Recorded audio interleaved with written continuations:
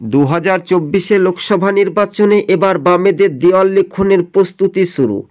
যাদবপুরে এবার প্রার্থী হচ্ছেন বাম যুবনেতা শতরূপ ঘোষ। এই মুহূর্তের সবচাইতে বড় খবর, বিগ ব্রেকিং নিউজ, যা সবুজবঙ্গ নিউজ আপনাদের সঙ্গে প্রতিবেদনটি তুলে ধরছে।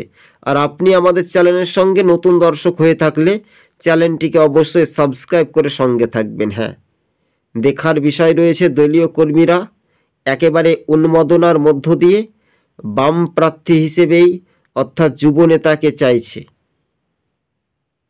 শীত গ্রীষ্ম বর্ষা, বামপন্থীরাই মানুষের ভরসা। শাসক দল তৃণমূলের রাতের ঘুম ভেঙে যেতে পারে, কেননা এটাই হচ্ছে ধৈর্যের বাঁধ কতটা বামপন্থীদের রয়েছে তাই স্পষ্ট হয়ে যেতে পারে 72 ঘন্টার মধ্যে।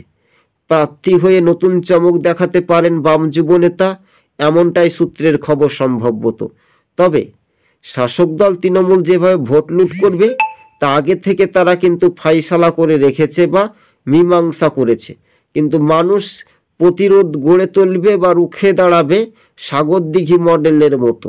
কেননা এই নির্বাচন খুবই গুরুত্বপূর্ণ নির্বাচন।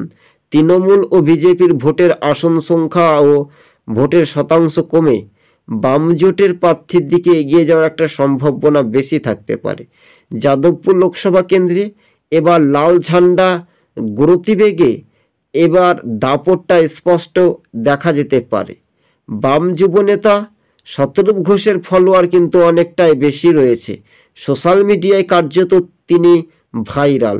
এবার বাম যুবনেতা প্রার্থী হয়ে মানুষের কি অঙ্গীকার কাজ করবেন, বা তিনি যদি ভোটে জিতেন, আমরা তর্কের খাতিরে ধরে নিচ্ছি তিনি প্রার্থী হয়ে ভোটে জিতেছেন, তাহলে তো রাতের ঘুম ভাঙবেই। আরও টিভি চ্যানেল তাহলে হাঁ হাঁ করে বাম যুবনেতা শতরূপ ঘোষের আরও অর্থাৎ টিআরপি বাড়তে বিভিন্ন সংবাদ মাধ্যম তার পেছনে কাজকর্ম এবং কর্মসংস্থান, বেকার যুবদের কাজের জন্য একটা আহ্বান জানাতে তৎপরতা নেবে। কিন্তু এবার যে তৃণমূলের রাজনৈতিক ষড়যন্ত্র ফাঁস হচ্ছে লোকসভা ভোটে, তার কিন্তু নজিরবিহীন ঘটনা। লোকসভা ভোট মুখেই যেভাবে সন্দেশখালির ঘটনা দেখুন, আদিবাসী ভাই ও বোনেরা যেভাবে প্রতিরোধ করছে, তৃণমূলে যেভাবে মাতব্বারি রাজনীতি চলছে তার তীব্র কটাক্ষ করেছেন বাম যুবনেতা শতরূপ ঘোষ। বামেদের শেষ ভরসা, শেষ হাসিটাই হাসাবে বাংলার জনগণ, তা সবুজবঙ্গ নিউজ স্পষ্ট করে দিয়েছে। তবে অনেক আশা ভালো তো স্বপ্ন দেখা ভালো নয়, এটাই স্বপ্ন দেখা কি আশ্চর্যজনক শাসক দল তৃণমূলের পক্ষে।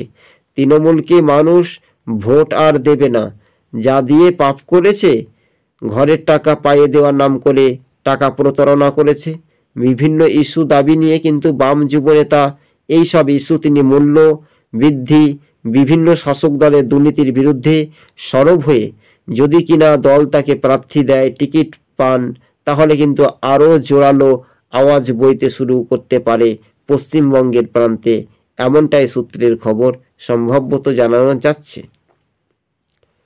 লাল ঝান্ডার দলীয় কর্মী সমর্থকগণ বাড়ি বাড়ি নির্বাচনী একেবারে ডোর টু ডোর প্রচার শুরু করে দিয়েছেন।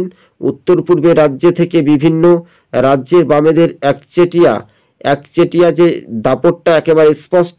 এবার বাংলার 42টি লোকসভা কেন্দ্রে বামেদের নতুন চমক। এবার বাম যুবনেতা শতরূপ ঘোষ তিনি প্রার্থী হওয়া সম্ভবত বেশি পরিমাণে, এবং তার ফ্যান ফলোয়ার অর্থাৎ ফলোয়ার্স দর্শক বন্ধুরা তাকে জানাচ্ছে যে বাম যুবনেতা প্রার্থী হয়ে যায় তো তাহলে তিনি এমপিতেও জিতে যেতে পারেন 100%। তবে জনগণের রায় তা স্পষ্ট করতে পারে জনগণই। 2024 লোকসভা নির্বাচনে বামেরা এবার কিন্তু ম্যাজিক দেখাতে পারে। কথায় কথায় 12 আনা না বলতে পারলে বিজেপির 16 আনা এবং তৃণমূলের আদানা, এইটা কিন্তু ভাগাভাগি অংশীদার হিসেবে কিন্তু দুই দলকে কাঠগড়াতে ওপেন চ্যালেঞ্জ করলেন সরাসরি বাম নেতৃত্বগণ। 2024 যে লোকসভা ভোট খুবই গুরুত্বপূর্ণ, আর সেই ভোটের সময়সীমাটা কিন্তু নির্বাচন কমিশনের হাতে।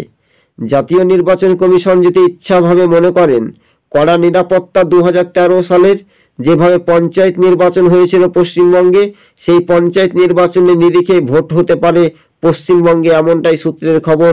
লোকসভা নির্বাচন তবে রাজ্যবাসীর দোরগোড়ায় দ্রুত গতিবেগে দেখা যাচ্ছে যে বিজেপি ও তৃণমূলের ভোটের বাক্স যদি কমে বামেদের ঝুলিতে আসে, তাহলে বামেদের জয় আরও সফলতা বাড়তে পারবে বলে এমনটাই মনে করছেন রাজনৈতিক মহল। 2024 লোকসভা ভোটে এবার বাম যুবনেতায় কি প্রার্থী? মিচকি হাসি হাসছি তবু আসা মন, রাতের ঘুম ভেঙে যাচ্ছে তৃণমূলের, এটাই সাধারণ মানুষের গুণ। স্বাভাবিকভাবে রাতের ঘুম তো তৃণমূলের ভাঙবে।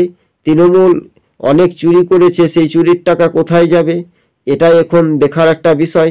স্বাভাবিকভাবে 2024 যে লোকসভা ভোট খুবই গুরুত্বপূর্ণ, আর এই গুরুত্বপূর্ণ বৈঠকের মাঝে কিন্তু আরও একটা অতিষ্ঠ বা চাপ পড়তে চলেছে শাসক দল তৃণমূলের।